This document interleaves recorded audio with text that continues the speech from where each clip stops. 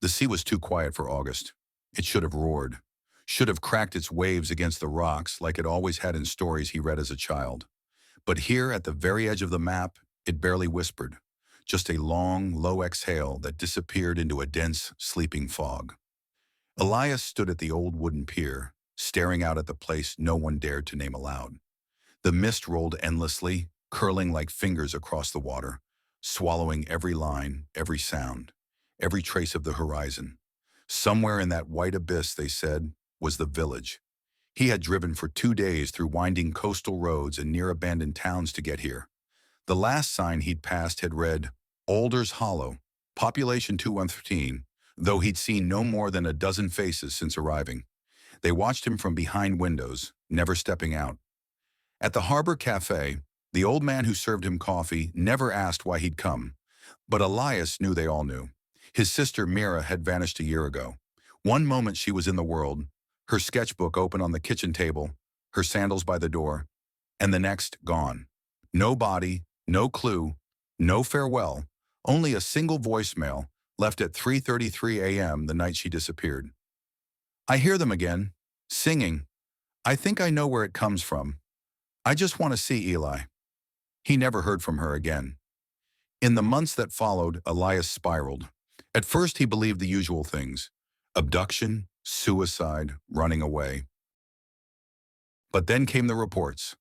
Hikers, boaters, tourists, all missing, always near the coast, always when the fog was thick. And then came the rumors, the whispers about the village, a place that wasn't on any map, hidden in the mist, where time stood still. People go in, someone on an obscure message board had written, but no one comes back, except the singing.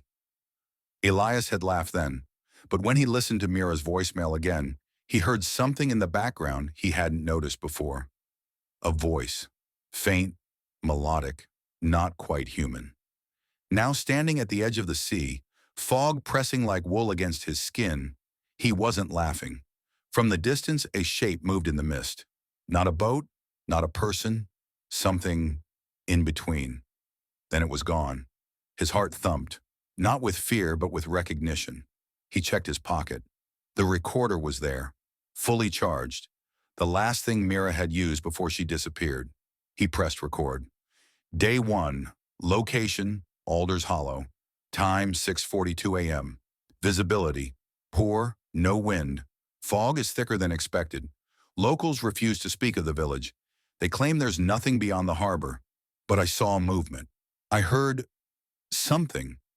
I will return tonight when the tide is low. That's when they say the voices are clearest. The fog didn't react, but it felt closer now, as if listening. He turned away from the sea just for a moment and caught a reflection in the diner window behind him. A woman standing just at the fog's edge. Hair dark, clothes soaked, hand outstretched. Mira? He spun around. Nothing. Only fog. Thick, silent, watching. He didn't sleep that night. When the tide receded, Elias returned to the pier with a lantern and the recorder. The wind had vanished. The world had narrowed to his breath and the crunch of gravel under his boots.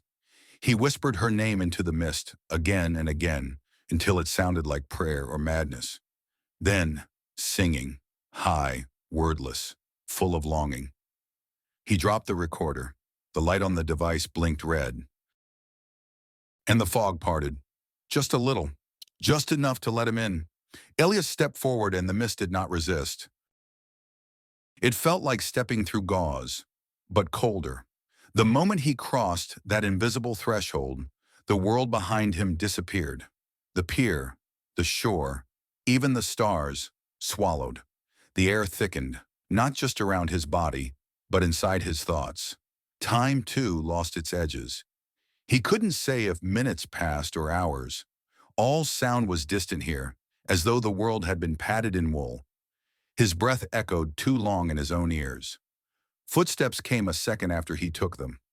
Even his heart felt out of sync, beating slower than it should, or maybe faster. He couldn't tell anymore. Still he walked.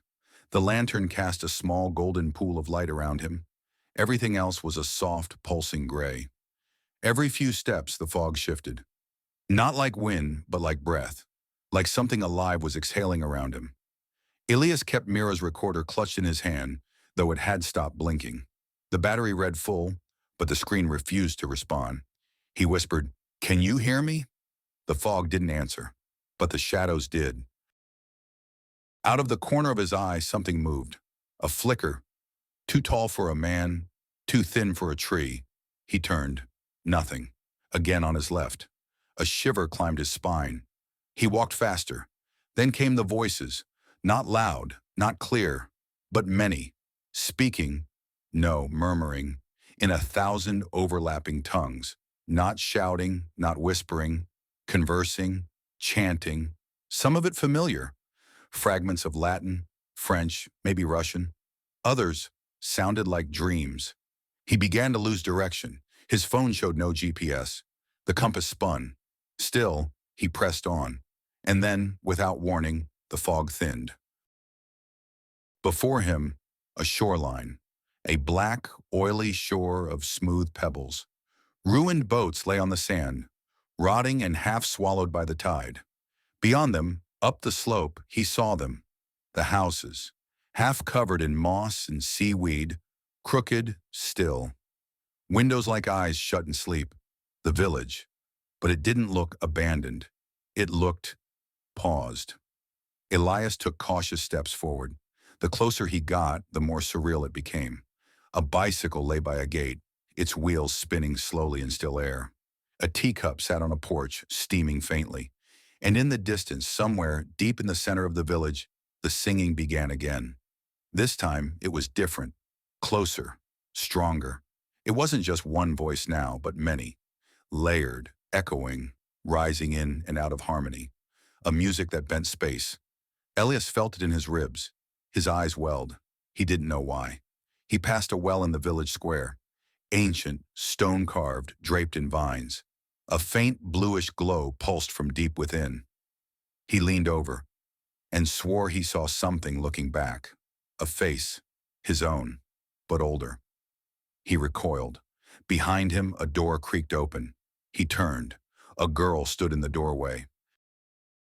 No, not a girl, a woman, hair soaked, bare feet, eyes black with sleep. "Mira?" he breathed. She tilted her head, bird-like. Then she spoke, but not in English. Her words came in waves, some syllables sharp as ice, others like lullabies from his childhood. Then, in another tongue entirely, Swahili, German, Gaelic, Sanskrit, as if she were stitched together from every voice in history. He staggered back. She stepped toward him, and when her foot touched the earth, the fog around them rippled outward like water. The world bent. A whisper crawled inside his ear. Not Mira's voice, but 1,000 overlapping ones. "You came too far, Elias." The lantern flickered. The village breathed in, and Elias understood. He hadn't found the village. The village had found him. The moment Elias stepped past the threshold of the open door, everything changed. The fog didn't vanish. It became interior.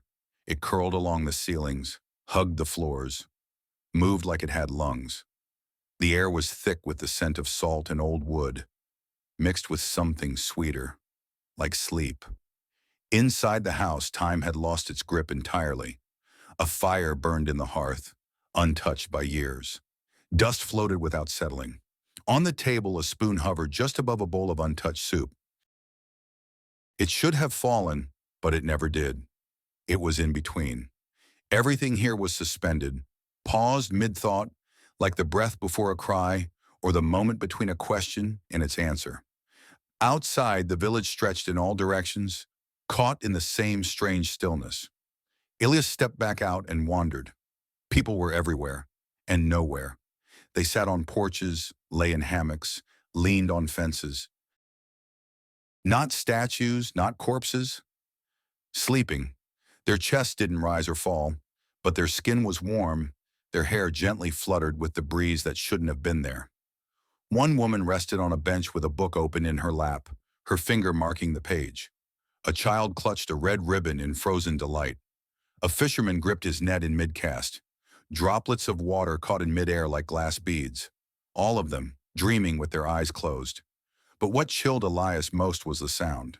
A low hum beneath everything, like the village itself was singing. Not just one voice or even 100, but the echo of all who'd ever spoken here. Layered, endless, repeating. He walked toward the center. There stood an old bell tower, overgrown with ivy and seaweed, as if the ocean had risen to claim it once, then left it behind. The bell, massive and dark, bore markings he didn't recognize. It looked rusted, yet shimmered with moisture that refused to dry. He reached out and touched it. Instantly, the world bent inward. The sky shimmered and the fog inhaled. A sudden pull, like gravity in reverse, yanked at his thoughts. Visions flooded him. Flashes of people he didn't know. A woman in 1600s garb praying by candlelight, a young boy carving a wooden horse, a sailor screaming into the storm. All of them from different eras, all of them in this village. Elias collapsed. When he opened his eyes, she was there. Mira, standing before him, her feet bare, her skin pale, her eyes no longer human.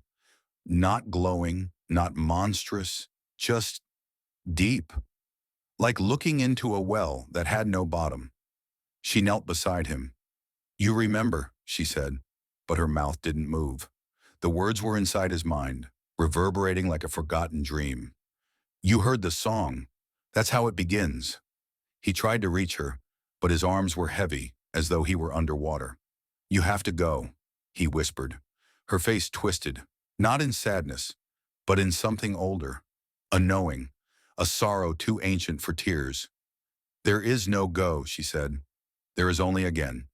She reached out and touched his chest, not gently, with purpose. Suddenly he was outside his body. He saw himself lying on the ground near the bell. Mira standing over him, lips moving, eyes closed. And around them, the villagers began to stir, not waking, but shifting, turning ever so slightly, as if in response to some signal. The fog coiled like a snake above the rooftops. Then Elias saw another him. Younger, maybe. Or was it older? This version stood farther down the village path, staring into the same fog. And beyond him, yet another, identical, placing a hand on the same bell. Dozens of him, endless versions, rippling backward in time. He was trapped in a recursion, a dream within a dream. The fog wasn't a veil.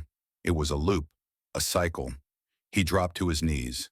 Somewhere in the distance, the bell rang. Once, softly, and the villagers smiled in their sleep.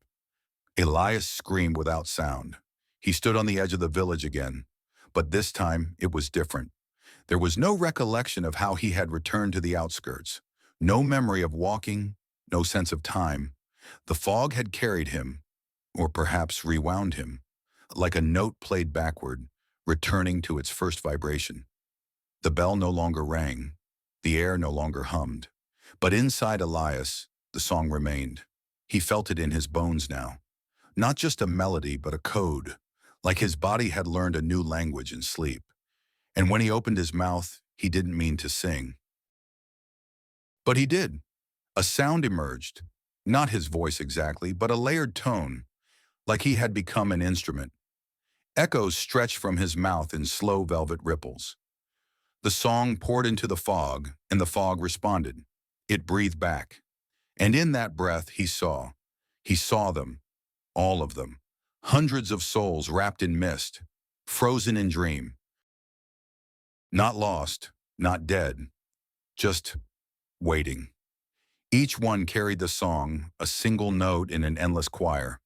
They weren't prisoners, they were keepers. Every so often, the cycle allowed someone new in. The fog listened for those with a hollow in their hearts, a longing, a fracture. Elias had come looking for his sister, but what he truly sought was belonging. And the fog had offered him what the world never could, a place outside of time, a song without end. But the cycle was never still, and now it needed him to sing. He stood at the same place Mira once had, the same place they all did, before stepping into the gray. Behind him, the village, asleep in reverence. Before him, the ocean, empty, endless. He felt the fog move, shifting in wide circles. It wasn't random. It was preparing. Elias looked down at the recorder in his hand. The battery light flickered once and died. A new voice echoed in the mist. Not a memory, not Mira, someone else. A girl's voice, young, uncertain. Hello? Is someone there? Elias stepped back into the fog, away from the shore. Another voice joined the first. A man's this time, hesitant. I think we're lost. More footsteps. Two, maybe three figures now. Blurred in the mist, just as he had once been. They were coming, and Elias would meet them, because that was the way it always was, the way it had to be. Someone always reached the edge, and someone always stood waiting. He opened his mouth once more. The song flowed out, ancient, wordless, full of sorrow and comfort. A welcome, a lullaby, a beginning. The fog embraced it.